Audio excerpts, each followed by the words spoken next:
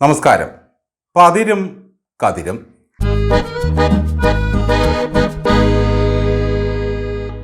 ഇന്നലെ ചെയ്ത ഒരബദ്ധം മൂഢർക്കിന്നത്തെ ആചാരമായി, നാളത്തെ ശാസ്ത്രമതാകാം, അതിൽ മൂളായിക സമ്മതം രാജൻ എന്ന് കുമാരനാശാൻ പാടിയിട്ടുണ്ട്. പണ്ടാരോ ചെയ്ത അബദ്ധങ്ങളൊക്കെ ആചാരമാകുന്ന കാലമാണിത്. അതിനിടവരാതെ സ്വന്തം അബദ്ധങ്ങളെ പിൻവലിച്ച ഒരു സംവിധായകനുണ്ട് നമ്മുടെ നാട്ടിൽ. മുഖ്യമന്ത്രി പിണറായി വിജയനെ വല്ലാതെ അങ്ങ് പ്രകീർത്തിച്ച് യൂട്യൂബിലിട്ട ഒരു ഡോക്യുമെൻ്ററി അതിൻ്റെ സംവിധായകൻ പിൻവലിച്ചിരിക്കുന്നു. 75 ലക്ഷത്തിലേറെ കാഴ്ചക്കാർ ഉണ്ടായിട്ടും തനിക്ക് പറ്റിയ അബദ്ധം KR സുഭാഷ് എന്ന സംവിധായകന് നല്ലവണ്ണം ബോധ്യമായി. യുവതയോടായി അറിയണം പിണറായിയെ എന്ന പേരിൽ 2016 പുറത്തിറക്കിയ ഡോക്യുമെൻ്ററിയാണ് ഇപ്പോൾ അദ്ദേഹം പിൻവലിച്ചിരിക്കുന്നത്. കമ്മ്യൂണിസ്റ്റുകാരൻ എന്തെന്ന് പുതിയ തലമുറയെ അറിയിക്കാനായി ലക്ഷ്യമിട്ടാണ് ഈ ഡോക്യുമെൻ്ററി അദ്ദേഹം നിർമ്മിച്ചത്. എന്നാൽ പിണറായി വിജയൻ അധികാരമേറ്റ് 8 വർഷം കഴിഞ്ഞപ്പോഴേക്കും സംവിധായകന് ബോധ്യമായി ഒരു സഖാവ് എന്തായിരിക്കരുത് എന്ന്. പിണറായി വിജയൻ ഒരു സഖാവല്ലെന്ന തോന്നലാണ് താൻ നിർമ്മിച്ച അബദ്ധം പിൻവലിക്കാൻ സംവിധായകനെ പ്രേരിപ്പിച്ചത്. ഒരു മനുഷ്യനിലെ കമ്മ്യൂണിസ്റ്റുകാരൻ മരിച്ചാൽ ഇത്തരമൊരു ഡോക്യുമെൻ്ററിക്ക് പ്രസക്തിയില്ല എന്നാണ് സംവിധായകൻ പറയുന്നത്. വെള്ളമുണ്ടുടുത്ത് മൂക്കിനു നേരെ മാത്രം സഞ്ചരിക്കുന്ന ചില മനുഷ്യരെ പറ്റി വൈക്കം മുഹമ്മദ് ബഷീർ എഴുതിയിട്ടുണ്ട്. അത്തരത്തിലുള്ള ഒരു മനുഷ്യനാണ് പിണറായി വിജയൻ. താൻ ഉച്ഛ്വസിച്ചുപേക്ഷിക്കുന്ന വായുവാണ് ജനങ്ങളുടെ ഓക്സിജൻ എന്ന് കരുതി ജീവിക്കുന്ന ലക്ഷണമൊത്ത ഒരു ഏകാധിപതിയാണ് പിണറായി വിജയൻ. അങ്ങനെയുള്ള മനുഷ്യനെ പ്രകീർത്തിച്ച് ഡോക്യുമെൻ്ററി ഇറക്കിയവർക്കും വയറ്റിപ്പിഴപ്പിന് വേണ്ടി പുസ്തകം രചിച്ചവർക്കും വാഴ്ത്തുപാട്ട് ഉണ്ടാക്കിയവർക്കും തിരുവാതിരപ്പാട്ട് എഴുതി കൈകൊട്ടി കളിച്ചവർക്കും എല്ലാം ഈ തിരിച്ചറിവുണ്ടാകുന്നത് വളരെ നല്ലതാണ്. പ്രളയത്തെ ആസ്പദമാക്കി നിർമ്മിച്ച 2018 എന്ന സിനിമയിൽ മുഖ്യമന്ത്രിയെ വേണ്ടത്ര മുഴിപ്പിച്ച് കാണിച്ചില്ല എന്ന വിമർശനമായിരുന്നു സൈബർ സഖാക്കൾക്ക് ഉണ്ടായിരുന്നത്. അതിൻ്റെ സംവിധായകൻ അപ്പോൾ എത്രമാത്രം ദീർഘദർശിയായിരിക്കണം.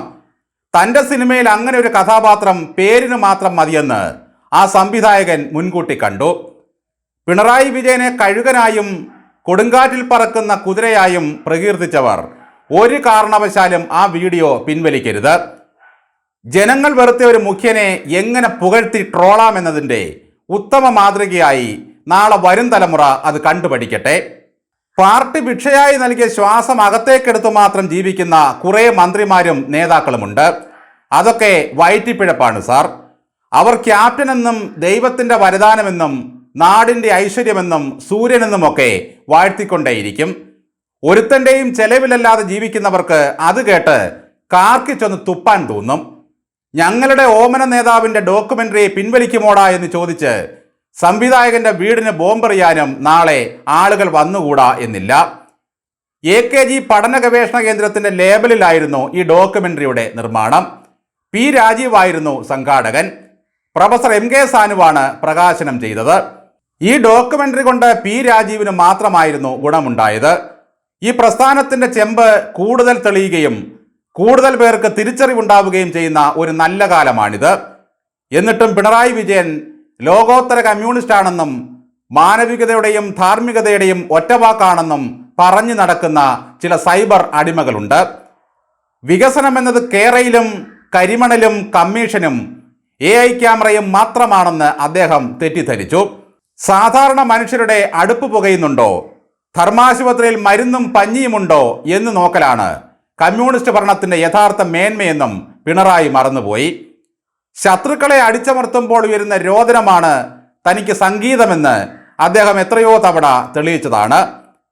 ഇങ്ങനെയുള്ള മനുഷ്യനെ പ്രകീർത്തിച്ച് സഖാവാക്യത്താൻ ഒരു മഹാപാപമാണല്ലോ പുതിയ തലമുറയോട് ചെയ്തതെന്ന തിരിച്ചറിവിലാണ് KR സുഭാഷ് എന്ന ഡോക്യുമെൻ്ററി സംവിധായകൻ അറിയണം പിണറായിയെ എന്ന പേരിൽ താൻ സംവിധാനം ചെയ്ത ഡോക്യുമെൻ്ററി പിൻവലിച്ചത്.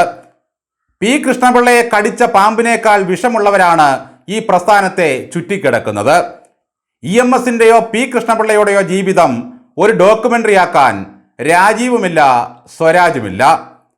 EMS എന്നത് തീസിസ് ആണെങ്കിൽ പിണറായി വിജയൻ ആൻറ്റി തീസിസ് ആണ്. അത്തരക്കാർക്ക് മാത്രമേ ആരാധകരുള്ളൂ.